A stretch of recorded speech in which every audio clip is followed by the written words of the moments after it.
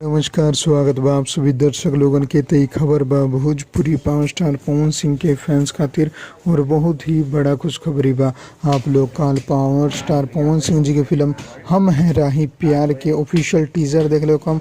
और खुशी की बात ही बा कि अब एक ऑफिशियल ट्रेलर भी लॉन्च होके जा रहल बा और वो आप लोगन के देखे के मिली एंटरटेन रंगीला यूट्यूब चैनल पर। जी हाँ, ट्रेलर के जो डेट बा वो बा 16 मई 2021 सुबह 6 बजे, यानी कि बिहान सुबह 6 बजे आप लोगन के बीच में ट्रेलर आ जाई एंटरटेन रंगीला में। जो नाम है पावर स्टार पवन सिंह, साथ में हर्षिका, नया हीरोइन जोन बड़ी काजल राघवानी नजर आई है।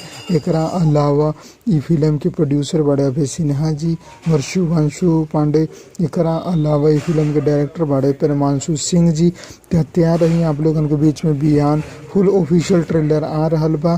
तो देखल जाई कैसन ट्रेलर बनन बा। लंदन वाला ई फिल्म बा था। शूटिंग लोकेशन देखल जाई, कहानी देखल जाई और एक्टिंग देखल जाई कि कौन आगे सबसे खास बा। बाकी अभी खातिर इतने मिलब अगला वीडियो में, तब तक खातिर जय हिंद, जय भोजपुरी, प्रणाम।